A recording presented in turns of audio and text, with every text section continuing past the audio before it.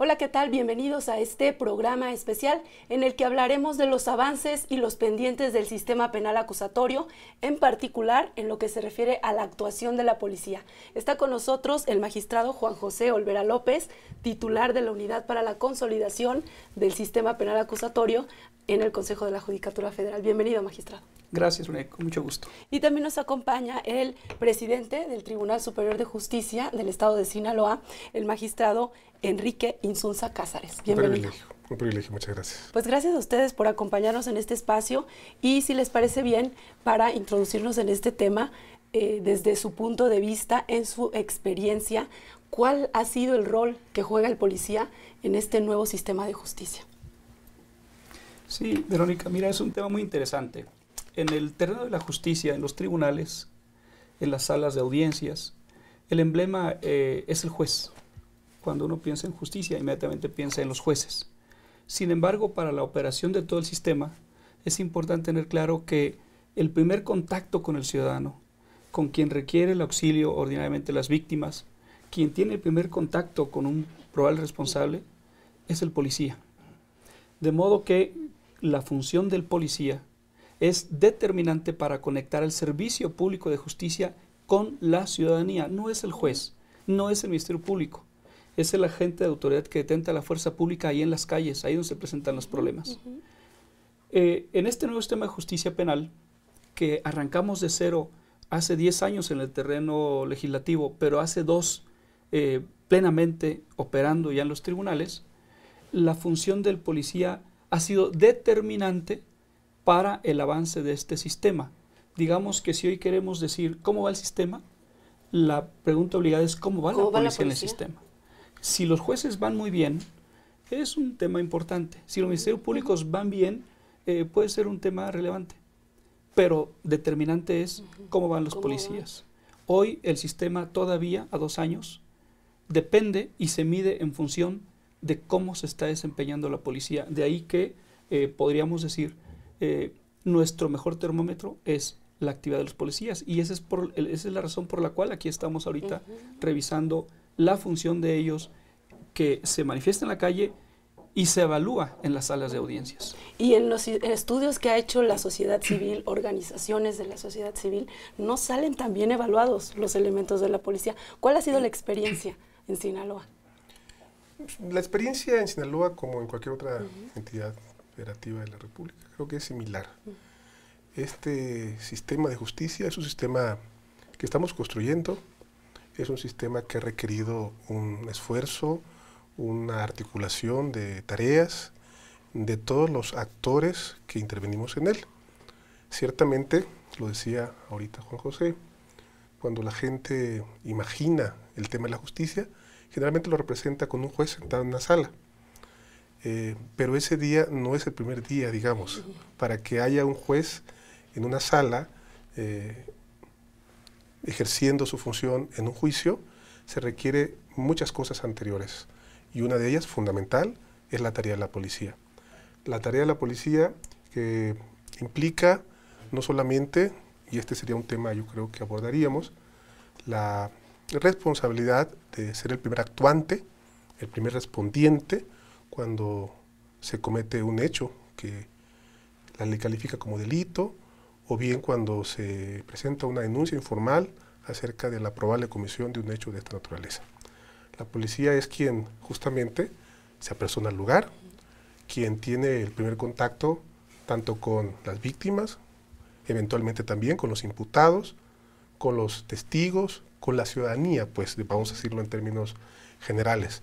Por lo tanto, su función no solamente es importante en términos, digamos, de que de él depende el insumo básico de la investigación y eventualmente de eso depende los asuntos que llegan a juicio, sino también en cuanto a elemento vertebral para construir de alguna manera la confianza acerca de las virtudes que tiene este sistema de justicia. De ahí que el policía sea ciertamente quizás el actor, por estas razones que he dicho, fundamental, principal para la buena marcha del sistema y también para la apreciación en la confianza pública que la sociedad tenga hacia el sistema.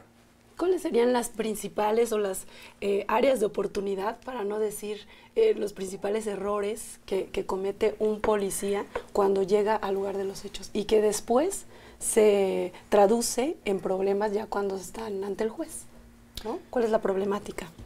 La participación de la policía en relación con los hechos que pueden constituir un delito se puede medir en dos secciones muy claramente diferenciadas. Una, cuando participa en el momento mismo de los hechos, esto que denominamos flagrancia, cuando detienen a las personas con las manos en la masa, como suele decirse, y cuando no ocurre la detención en este momento, pero se requiere de una investigación para esclarecer un hecho ocurrido momentos o días previos. De ahí que la función del policía va a ser diferente, esencialmente diferente. Cuando participa de los hechos porque los ha presenciado, los ha apreciado de sus sentidos, en ese momento tiene hay una serie de reglas que debe observar para que su ejercicio de autoridad sea legítimo, para que se haga uso de la fuerza pública, legítimo, pero también respetando los derechos fundamentales de las personas que están involucradas. ¿No? Se ha construido todo un protocolo precisamente por la importancia de esta actividad. Y este protocolo es el que nos va estableciendo el deber ser de este ejercicio de la fuerza pública en la calle. Hay una serie de reglas sobre las que hemos trabajado todos los actores, porque él es el que actúa. Después, esta actuación de él, el Ministerio Público la defiende en las salas de audiencia ante los jueces, y los jueces en la sala de audiencias, en una labor de supervisión, determina si esta actuación fue regular, si fue apegada a los derechos de la persona detenida, y todavía después, más importante, si el detenido estima que la actuación no fue regular, puede incluso acceder ante los tribunales de amparo para que se evalúe esa actuación. De modo que es una actividad que está permanentemente supervisada. De ahí que, desde la cabeza de supervisión, se han ido creando una serie de reglas que construyen hoy esta base de actuación que para el argot policial, para los policías, se viene concentrando en un documento que se llama Informe Policial Homologado, que contiene una serie de reglas ideales, completas de su actuación, de lo que seguramente aquí estaremos platicando con el magistrado Enrique, quien por su calidad de juzgador en el estado de Sinaloa tiene una mayor cercanía con la problemática de la policía. ¿Cómo van en ese sentido? Sí, bueno, decía yo que el sistema, ciertamente, esta es una premisa que me importa mucho y siempre la destaco, está en construcción. Construir significa aprender conocimientos y destrezas que anteriormente no se requerían o no se exigían para cumplir las funciones que desempeñaban los diferentes actores. En el caso de la policía, el hecho de que el Código Nacional de Procedimientos Penales, y primero la Constitución, establezca bases donde la premisa fundamental, porque es lo que queremos construir, un sistema de justicia que sea a la vez eficaz, pero también responda a los principios de derechos humanos que consagra nuestra Constitución y que consagran los tratados internacionales, tenemos exigencias que los policías deben de cumplir y que exigen, por supuesto, una preparación, una capacitación, un entrenamiento y un monitoreo de ese entrenamiento y de esa actuación. Efectivamente, la policía preventiva, que es la policía, digamos, que tiene mayor cobertura, en tanto que es la más nutrida, más amplia, y la que por esa razón está presente en el mayor número de hechos, o la que recibe el mayor número de llamadas, lo primero que tiene que hacer, digamos, ante este nuevo sistema es dominar ciertos conocimientos que son la esencia de su rol. Dominar, por ejemplo, el saber calificar cuando un hecho se está cometiendo en flagrancia, que son una de las excepciones que prevé la Constitución, precisamente para detener a una persona sin que medie una orden judicial. Esos son conocimientos que un policía preventivo tiene que dominar y aplicar a la perfección, porque es el día a día de su actuación. Otro de los conocimientos, que si bien es cierto, siempre han ocurrido hechos, en los policías siempre ha existido, hoy los estándares de actuación pues vienen demandando una actuación mucho más escrupulosa, es la puesta a disposición de las personas que son detenidas una vez que se ha constatado una flagrancia. Que sea una puesta a disposición de inmediato, conforme a las directrices que se han elaborado, previsto en el Código y depurado por la jurisprudencia de la Suprema Corte, para que no haya ninguna actuación que se estime que contraviene pues justamente estos estándares y que por esa razón produzca no solamente la lesión de derechos, que eso en sí mismo es grave, sino también la introducción de información que de alguna manera va a generar que los juicios sean menos fidedignos o que no cuente con elementos, digamos, que permitan lo que es la vocación de los juicios, es conocer la verdad para poder dictar una resolución que en la medida que se corresponda con la verdad de lo sucedido, sea una resolución justa y congruente.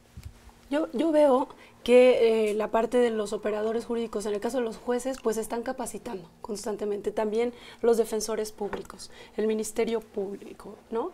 ¿Qué pasa en el caso de la policía? La tienen muy compleja, ¿no? Porque, por ejemplo, en una misma situación puede haber adolescentes, ¿no? Y tienen que tener un trato especial para con los adolescentes o adultos o grupos vulnerables. Y además, como decía el magistrado, tiene que ya tener todos estos estándares ya bien memorizados y bien aplicados. ¿Se está realmente alcanzando la meta de capacitar a los policías para que logren esto? Hacer toda esta diferenciación de asuntos, llevarlo de la cadena de custodia, todo por dos elementos de la policía. Se está caminando el camino a la meta. Desde luego, hablar ahorita de meta a 2 años de un nuevo sistema que es profundamente diferente al anterior es demasiado pronto. Pretender que los policías del día a día, el que está en la esquina de la cuadra, domine los principios del nuevo sistema, que tenga muy claros los parámetros de actuación frente al nuevo sistema, es pretender demasiado pronto que rinda los frutos ideales. Debemos ser pacientes. Pacientes, caminando, siempre caminando. A ver, quiero y creo que nos está viendo, nos está escuchando, puede entenderlo mejor de la siguiente manera.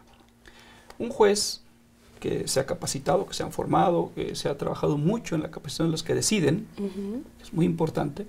Un juez trabaja en una sala de audiencias, en un ambiente controlado, en un ambiente con seguridad, con reglas de intervención, ya no al calor de los hechos, porque las audiencias se realizan después de los hechos. Ahí se reproducen, ahí se recrean, ahí se replantean. Un ministerio público actúa en su oficina recogiendo una denuncia, recogiendo datos de prueba que eventualmente le pueden servir para llevar el caso ante los jueces, pero también después de los hechos, en un ambiente controlado. Un policía no. Un policía está en lugar de los hechos, con las presiones propias del momento. Como dicen, al calor de los hechos. Al calor de los hechos, teniendo que lidiar con las demandas de las personas que están involucradas en el hecho. Las víctimas, por ejemplo, también. Con las tienen víctimas, que atender a las víctimas. Con el imputado, con los vecinos, y además tener que tener la frialdad suficiente para poder distinguir si está frente a un hecho que le permite llevar a cabo una atención o no. Te pongo un caso con el que los agentes de seguridad Vamos a hacer una pausa están trabajando. para que nos cuente el caso y nos podamos explayar correctamente. Vamos a la pausa y regresamos en un momento. Estamos en este programa especial hablando sobre el nuevo sistema de justicia penal. Regresamos.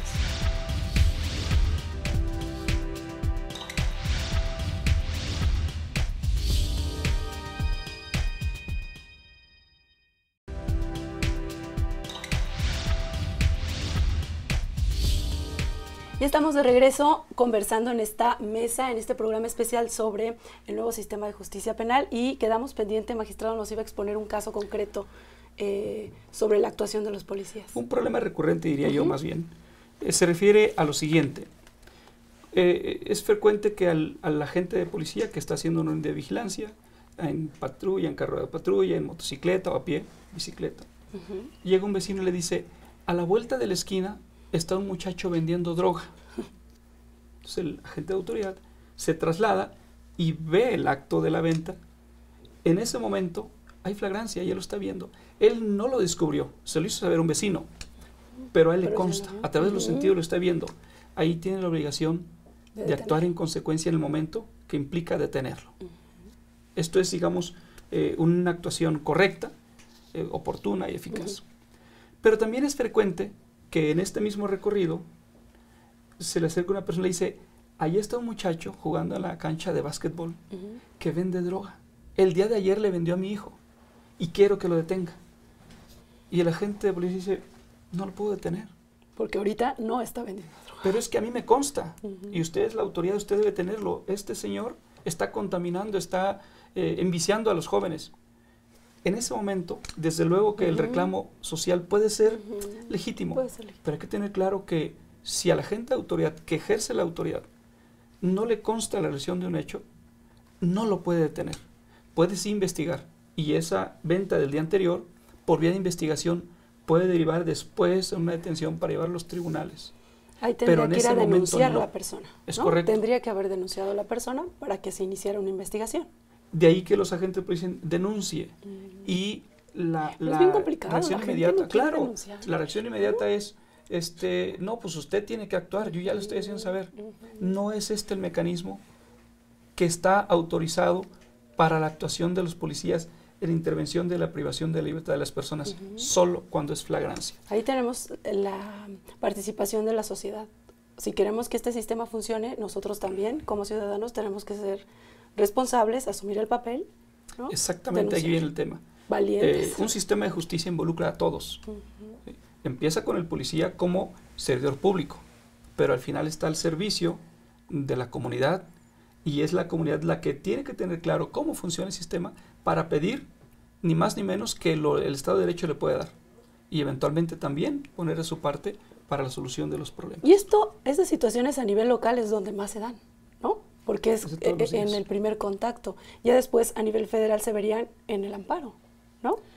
Pueden llegar a última instancia, es correcto, si el policía detiene, como nos ha pasado, porque el reclamo es inmediato, porque el policía no quiere dar reconoción de que no está atendiendo a la comunidad, detiene, es posible que esa detención llegue al Ministerio Público, que el Ministerio Público lo lleve ante el juez, y en el momento inicial de la audiencia, el detenido y su defensa, haciendo su trabajo, va a decir, lo detuvieron sin que hubiera un delito en flagrancia.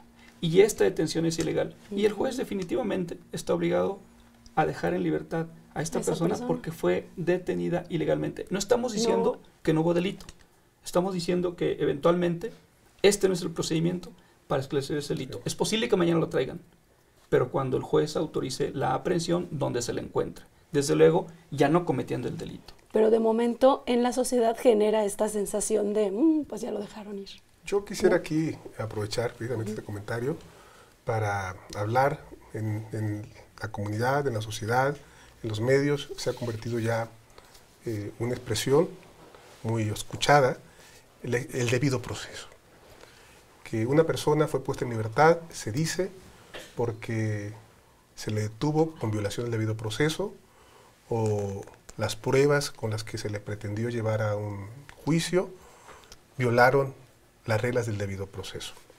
Es muy importante tener claridad como sociedad, desde luego también como operadores del sistema, que la actividad que realizamos es una actividad que está sujeta invariablemente a las normas constitucionales, a las normas internacionales de derechos humanos y, por supuesto, al Código Nacional de Procedimientos Penales. Toda sociedad civilizada, sociedad democrática, cumple con formalidades para poder llevar a una persona a imputarle, a atribuirle la comisión de un hecho que se califica como delito. ¿Y por qué tiene que cumplir determinadas formalidades? Bueno, porque atribuirle a una persona la comisión de un hecho calificado como delito que tiene asociada a su comisión la imposición de penas privativas de libertad es la intromisión más grave, más radical que un Estado tiene respecto de los derechos de una persona, y por lo tanto se debe de generar las precauciones, los recaudos para que esta intervención en los derechos de una persona no se haga de forma arbitraria. El cumplimiento de las formas es un manto de protección para todos los ciudadanos, los derechos no protegen a los que en determinadas coyunturas o ante determinadas circunstancias calificamos como los delincuentes. No, los derechos son de todos y en todos los casos se tienen que cumplir. Los policías, evidentemente, al igual que los ministerios públicos, los jueces y todos quienes intervenimos. Como el policía es quien, derivado de su función, está en la facultad, en la obligación, en el rol, precisamente de practicar las detenciones, estas se tienen que ceñir a determinadas reglas. Y esto es muy importante para los ciudadanos, porque nos garantiza que el día que salimos a la calle lo hacemos diario, nuestros hijos salen a la calle, nuestros hermanos, nuestras esposas, no van a ser objeto de una detención, de un abuso que no esté justificado a partir de elementos objetivos, que el policía no va a actuar por intuición, por capricho, por razones subjetivas. De ahí que en la Constitución y en la interpretación que la Suprema Corte, los jueces federales han venido haciendo de estas normas, se ha establecido en qué casos la actuación de los policías se debe de producir y de qué forma se debe de producir. Cuando haya elementos objetivos que ameriten, que aconsejen, que incluso le impongan la obligación, en muchos casos al policía, en el ejercicio de su actividad de prevenir delitos, el poder detener a una persona, primeramente solamente para pues, pedirle algún documento que le identifique, hacer una inspección ocular, visual, superficial, y a partir de los elementos objetivos que pudiera recabar, proceder, si es que se constata, a partir de esa primera intervención, fundada, no por el capricho, no por la subjetividad, no por la apariencia que una persona pueda tener, el hecho de que el policía haga esto que se llama, en el argot, un control preventivo provisional. Una vez que esto ocurre, y solo cuando hay razones objetivas y justificadas, se podrán activar las obligaciones que le competen para apreciar una flagrancia. Y cerraría este comentario haciendo hincapié de esto que creo que es fundamentalísimo. Las formas son espacios de civilidad y de protección. Las formas, el cumplimiento de ellas, es la única posibilidad legítima que tiene el Estado para poder intervenir los derechos de una persona y atribuirle eventualmente la comisión de un delito y, lo que es más, imponerle la pena por razón de haberle constatado precisamente ese delito y su responsabilidad. Y esto del control preventivo ya hay jurisprudencia, ¿no? Porque es algo que preocupa mucho a la gente.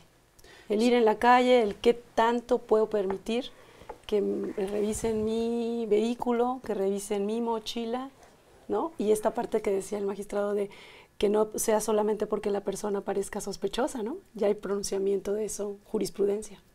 Sí, Verónica, mira, las reglas de operación de los policías son muy claras y se han venido consolidando poco a poco a través de casos concretos, se han venido estableciendo los límites de su actuación válida y se han señalado con toda claridad también los terrenos en donde se actúa con ilegalidad.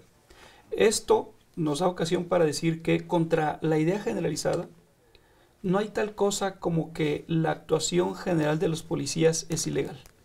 Mira, en el nuevo sistema de justicia penal, a 2 años de operación, tenemos poco más de 40,000 asuntos judicializados en el ámbito federal. Arriba del 90% de esos asuntos son por hechos ocurridos en flagrancia. Es decir, que a los agentes de autoridad les consta o les hicieron saber de un hecho y lograron presenciarlo y por eso detuvieron. De esta inmensa mayoría, arriba del 90% de las personas que presentan detenidas en la sala de audiencias, con objeción del detenido, con argumentos de la defensa, como corresponde a la evaluación de una detención, los jueces han estimado que la detención fue legal, que la actuación de los policías se ajustó a las normas de su actuación. Es decir, estamos trabajando en un terreno de seguridad con justicia, no un terreno de seguridad por sí a costa de lo que sea.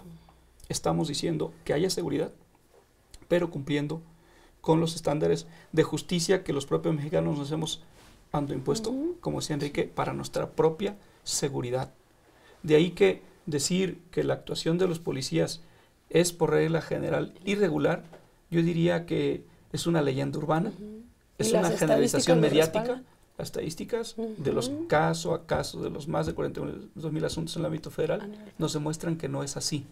Ciertamente, si 1 de cada 10 se va a la calle, pues llama más la atención del que se fue a la calle y no de los 9 que se quedaron.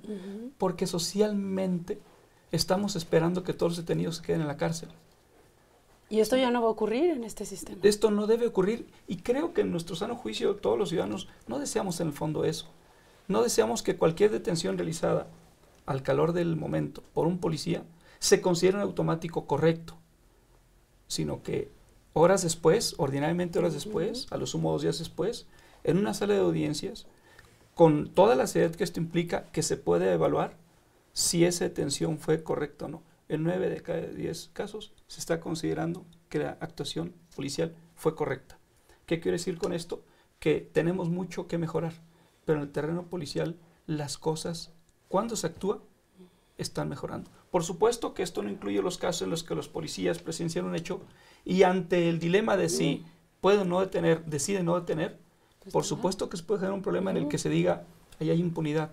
El policía lo vio y no lo detuvo. Yo lo vi, para mí es un delito. Pues sí, pero tú no tienes la responsabilidad ni el riesgo de que si lo detienes y no lo detienes conforme a los derechos de la persona involucrada, puedas cometer una responsabilidad que te genere una sanción. Por supuesto que ponte en el lugar del agente de autoridad y asume el costo de la autoridad. Creo que es un reclamo legítimo pedir seguridad, pero también estamos obligados a procurar que se haga con el respeto de los derechos de las personas detenidas. Y el sistema en general está funcionando así, Verónica. Vamos a hacer una pausa y regresamos con estos interesantes datos y esta reflexión, porque creo que es algo pues que la sociedad no se ha detenido a pensar. O sea, la policía no está tan mal, ¿no? Están haciendo su trabajo, ¿no? En la parte en lo que lo están haciendo. Bien, vamos a la pausa y regresamos entonces. No se vaya, volvemos.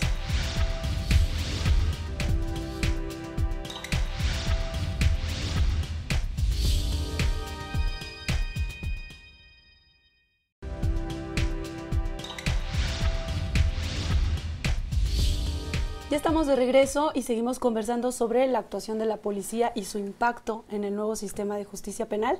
Coméntenos, magistrado, en el caso de Sinaloa, ¿qué delitos son los más frecuentes y cómo está actuando la policía?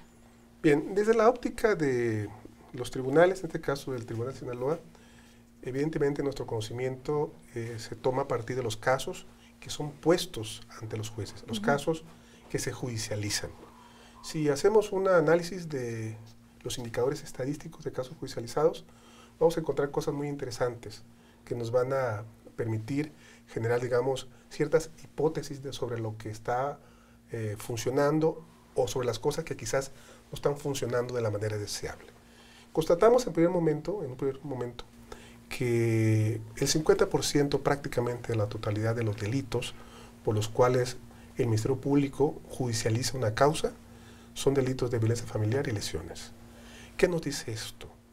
Primero, pues desde luego, de la alta recurrencia de este tipo de conductas que ameritarían, desde luego, pensar en un marco mucho más amplio si la respuesta punitiva es la respuesta correcta o la respuesta adecuada para efectos de solucionar el conflicto. Eso lo digo solamente como una reflexión.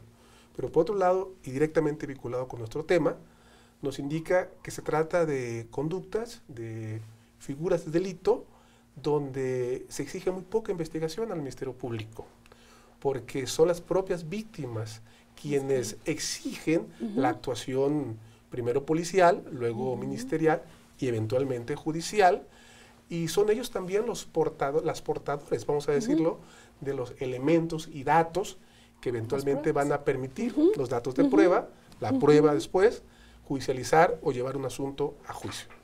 Esto nos revela, en principio, digamos, nos hace sugerir que el tema de la actuación policial todavía es deficitaria en el tema de investigación. Y aquí es pertinente separar, digamos, hemos hablado de las policías preventivas, de los primeros actuantes, pero no es la única policía. De hecho, está la policía de investigación. Esto no le cumple a la policía preventiva.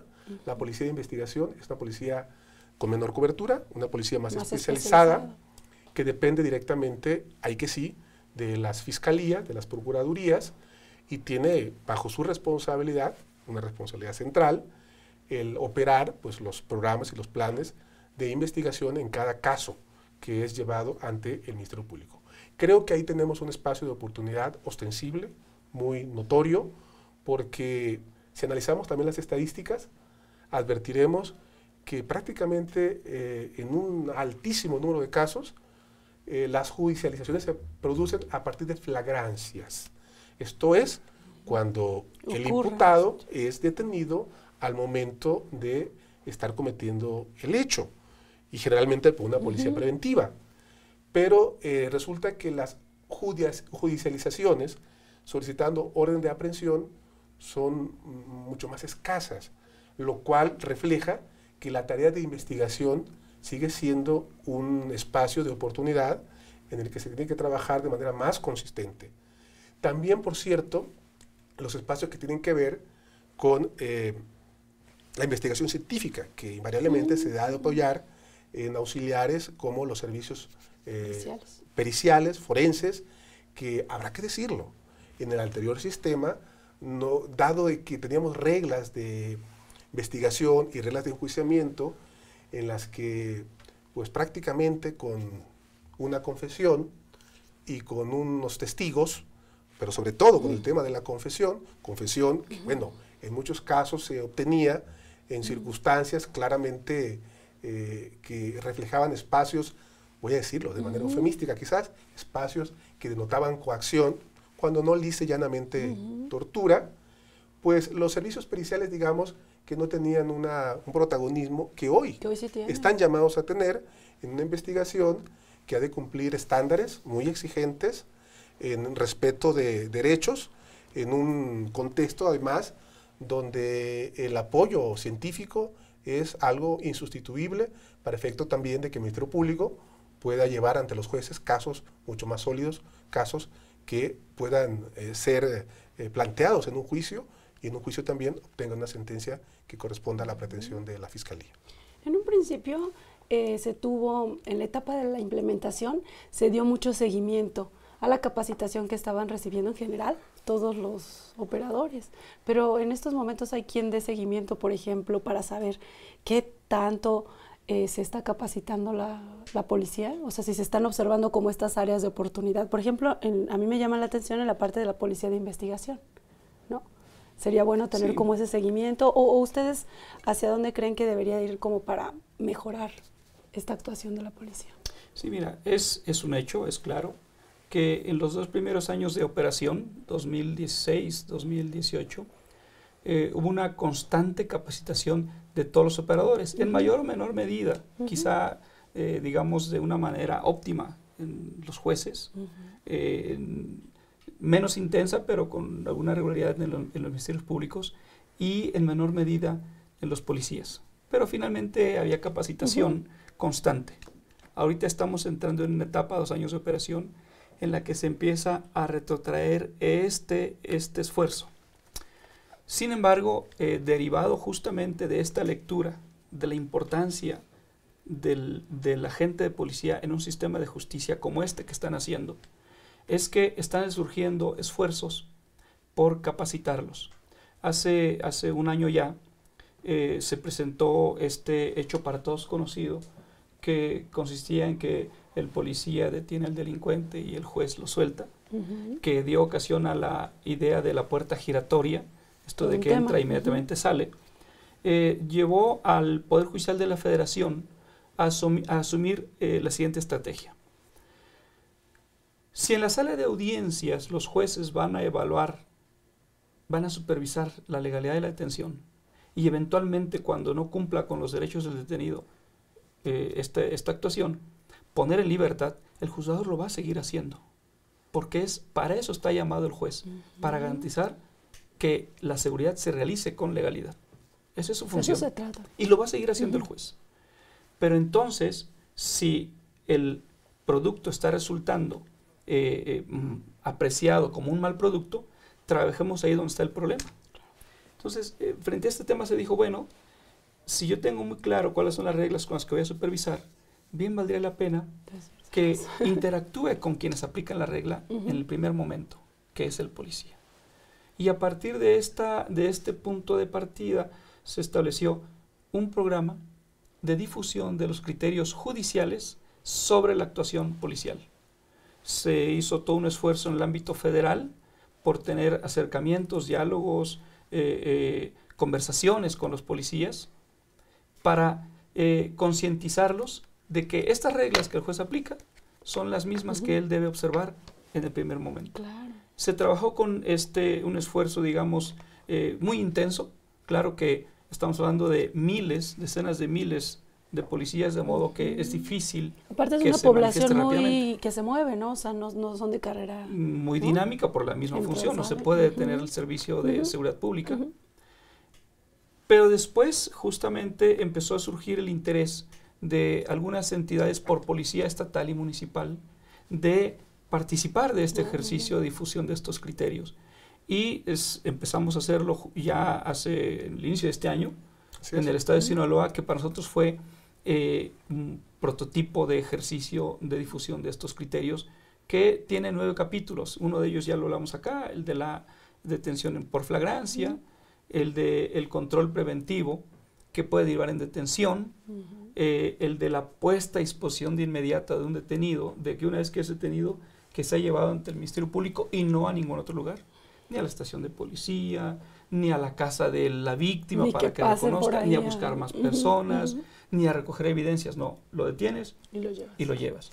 Lo pones a disposición del Ministerio Público y después investigas en paralelo, ¿verdad? Para preservar el estado de derechos del detenido.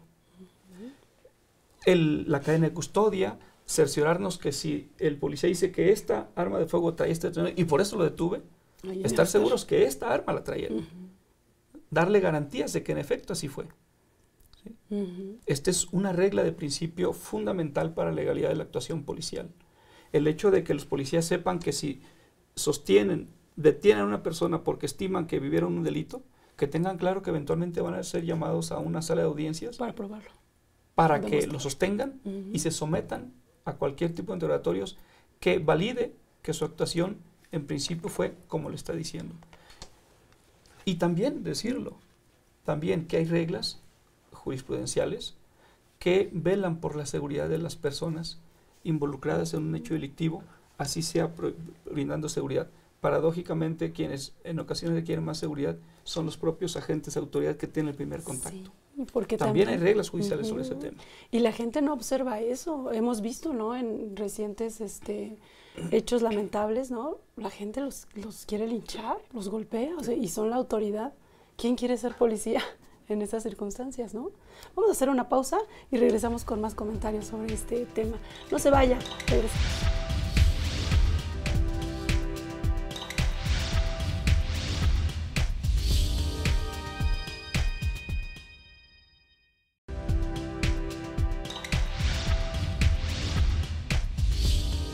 Estamos en la parte final de este programa especial en el que hemos ido analizando con nuestros invitados la actuación de la policía y su impacto en el sistema penal acusatorio.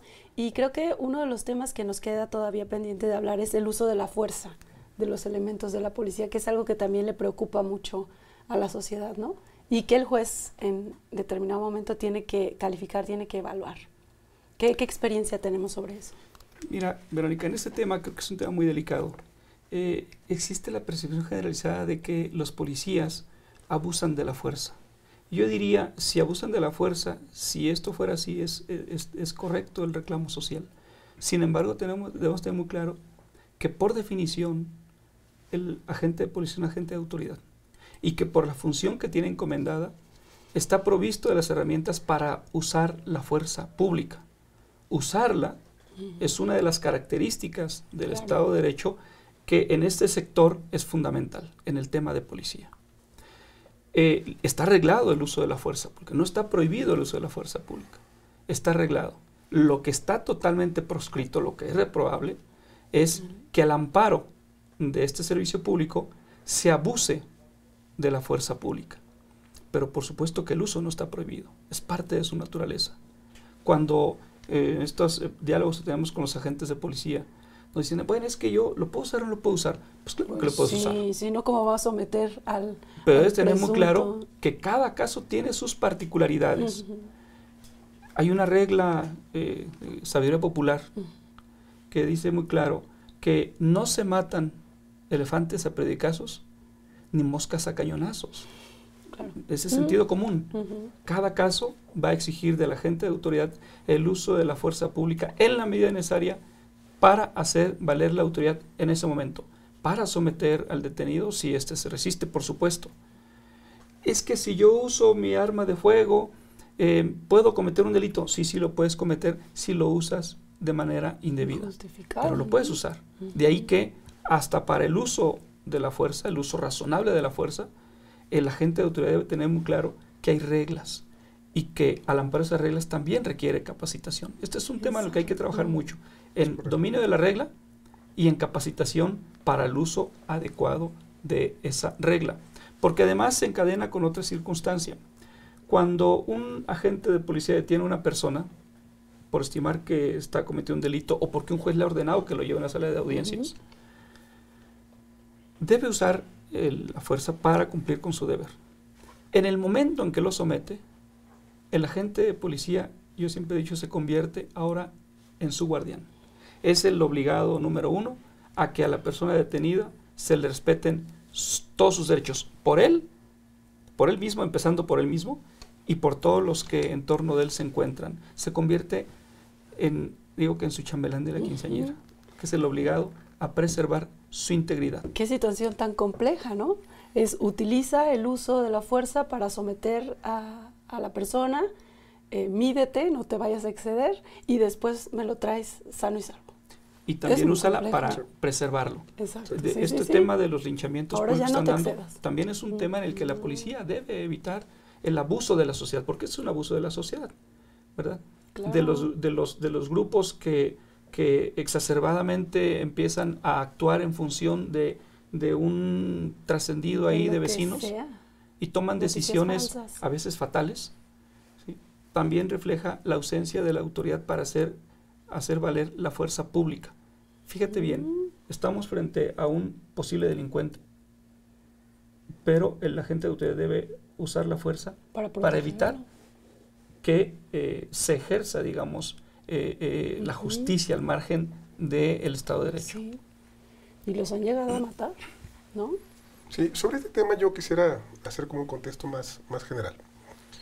Se ha dicho mucho que el nuevo sistema requiere un cambio cultural.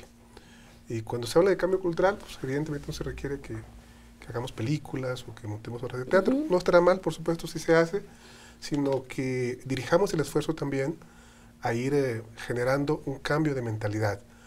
Pero no a partir solamente de llamamientos, no a partir solamente de alocuciones públicas, exigiendo que la sociedad también entienda que este sistema funcione de otra forma, sino a partir fundamental y básicamente del ejercicio correcto de este nuevo sistema y de la posibilidad de comunicar las bases de este nuevo sistema a partir de los casos en los que el sistema está actuando y sobre todo los casos que se difunden públicamente o que tienen alguna notoriedad mediática.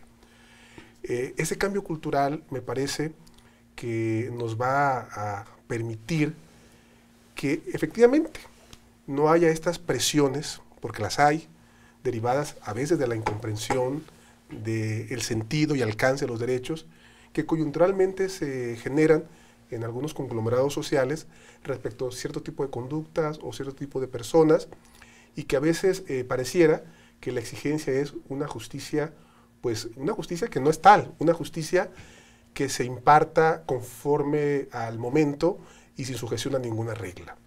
Creo que esa parte, el contexto cultural, lo tenemos que trabajar. Y vuelvo a los policías. Creo que es muy fácil y a menudo ocurre que se califica de manera muy injusta a los policías, porque ciertamente es una corporación que, lo dicen los estudios demoscópicos, no goza de mucho prestigio por muchas razones. Yo creo que en ese sentido se ha sido muy injusto o hemos sido muy injusto con la policía. La policía no puede hacer correctamente algo para lo cual no ha sido debidamente capacitada. Creo que la asignatura ayer, hoy y mañana sigue siendo la capacitación de la policía. Una capacitación dirigida a la operación de su rol. Porque un policía preventivo, pues desde luego que tiene que dominar a la perfección estas reglas básicas que son del día a día de su actuación. Cómo detener a una persona en flagrancia, cómo saber cuándo se surte esa flagrancia, cómo aplicar, derivado de ello o para ello, un control provisional preventivo de grado menor o de grado superior, cómo realizar la preservación de la escena donde ocurrió el hecho, que es fundamentalísimo, porque allí se encuentran los insumos, los elementos que serán cruciales a la hora de poder desarrollar una investigación y, por supuesto, a la hora de poder realizar un juicio. De tal manera que la policía, digámoslo por lo claro, no podrá hacer aquello que no ha recibido la aptitud, la capacitación necesaria. Otra cosa que también importa señalar, creo que venimos de un sistema procesal penal, el que estamos cambiando, que tenía muchos rasgos autoritarios. Y el autoritarismo permitía, pues que esa es la, digamos, la ventaja del autoritarismo, permite hacer las cosas muy rápido y muy fáciles, pero también... Comete muchos abusos. Por supuesto, los abusos. Venimos de una cultura, me parece a mí, donde estaba institucionalizada la arbitrariedad. Hacer que los nuevos policías cambien en esa parte y entiendan que la legitimidad de su función, incluso la carrera misma como tal dentro de una corporación, depende del escrupuloso respeto de las normas, de los protocolos, y que esa es su función. Su función no es llevar a las primeras 4 horas o a las primeras 12 horas o 24 horas a nadie, sino a la persona que deben efectivamente presentar. Como cubrir una cuota, ¿no? Efectivamente. Entonces creo que en esa parte tenemos que ser muy conscientes de que es un proceso lento, pero que requiere ir generando los incentivos correctos. Creo que la palabra clave es incentivos. Incentivos para que el policía entienda y asuma que su rol en el nuevo sistema es un rol completamente distinto. Él es un garante de los derechos. Fundamentalmente es un garante de los derechos y en la medida que lo es, tiene la posibilidad de ser también un agente de investigación eficaz que le permita al Ministerio Público un auxilio y al sistema totalmente una posibilidad de cumplir con sus propias metas. Necesitamos policías motivados, ¿no? De vocación, ¿no? Que tengan ese interés. Que por regla general los tenemos. En este trabajo que hemos estado realizando de difundir los criterios judiciales de actuación policial, nos hemos encontrado la grata sorpresa de que el agente de policía por regla general es una persona receptiva y proactiva al cambio, porque este nuevo sistema le ofrece una serie de garantías de su actuación. Para un agente de policía tener muy claro qué puede hacer y qué no puede hacer es fundamental entre conservar el trabajo y perderlo, y en ocasiones hasta perder la libertad, cuando no la vida. Porque en muchas ocasiones, por excesos, han perdido después, por venganzas privadas, la vida. Ellos sí, en el día a día, están exponiendo a veces su integridad. Lo que no pasa con los ministerios públicos, por fortuna, y mucho menos con los jueces. De ahí que debemos tener muy claro que con todas esas adversidades, los agentes de policía como agentes de un nuevo sistema están, por regla general, están abiertos a mejorar su actuación. En términos generales, en lo que funciona el sistema funciona bien. En todo caso, es necesario tener claro que este sistema que está funcionando con flagrancia, que está funcionando con delitos todavía muy básicos, Enrique hablaba de delitos de violencia familiar, de lesiones, ¿sí? En otras regiones del país en robo en la calle, en robo con violencia, el robo del celular, en otros narcomenudeo, en el ámbito federal en armas de fuego, en narcomenudeo, en robo de hidrocarburos. El sistema está funcionando en nuestros delitos. En todo caso, donde se tiene que reforzar todos los esfuerzos para para que siga mejorando el sistema es en todo aquello en lo que todavía no alcanza a comprender. Me refiero, por ejemplo, al tema de delincuencia organizada. ¿Podríamos abordar estos aspectos ya como a manera de conclusión del programa, en esta parte de qué es lo que sigue, que es dónde están los puntos en donde hay que poner atención, ¿no? Un poco a manera de conclusión. Claro, desde el punto de vista de los policías, donde hay que poner atención es en que requieren reforzar su capacitación, fortalecer sus habilidades y todo el esquema, toda la cobertura de su actuación para empezar a llegar a los terrenos de la delincuencia organizada. Todavía la delincuencia organizada en el ámbito federal todavía no está dentro del sistema. Todavía no llegan todos. Tenemos menos de 100 asuntos de 42,000 asuntos en el ámbito federal, que es donde se tiene competencia para la delincuencia organizada. Poco más de 2 asuntos por estado en más de 2 años. Esto me dice que la capacidad instalada para enfrentar la delincuencia organizada dentro del marco de derecho para el tema de los policías todavía no está suficientemente maduro. Es ahí donde tenemos que seguir trabajando, Verónica. Y en el sin caso... duda, sin duda, yo creo que el diagnóstico de los estados y de la federación coincide en que se tiene que reforzar aún más las facultades, los mecanismos, los espacios que tienen que ver con la investigación. Este tema, desde luego, involucra fundamentalmente y de manera principal a la policía. Creo que de alguna manera es una explicación plausible, normal, que veniendo de un sistema que en realidad se fincaba, se basaba fundamentalmente en la obtención de confesiones, que tenía estándares mucho más laxos, el entrar a un sistema con estándares mucho más exigentes, hay una natural caída, digamos, en las tasas de judicialización. Porque eso es lo que ha ocurrido. Ha habido una caída en las tasas de judicialización, de consignación de asuntos, y hemos observado que lo que se judicializa son asuntos que no requieren mayores esfuerzos de investigación, lo cual denota que las capacidades de investigación aún requieren un trabajo mucho más intenso. Una verdadera política de Estado, porque habrá que decirlo que en nuestro país hay muchas disimilitudes en este aspecto y por lo tanto construir una policía acorde a este nuevo modelo de justicia es, creo, la tarea fundamental hoy y también mañana.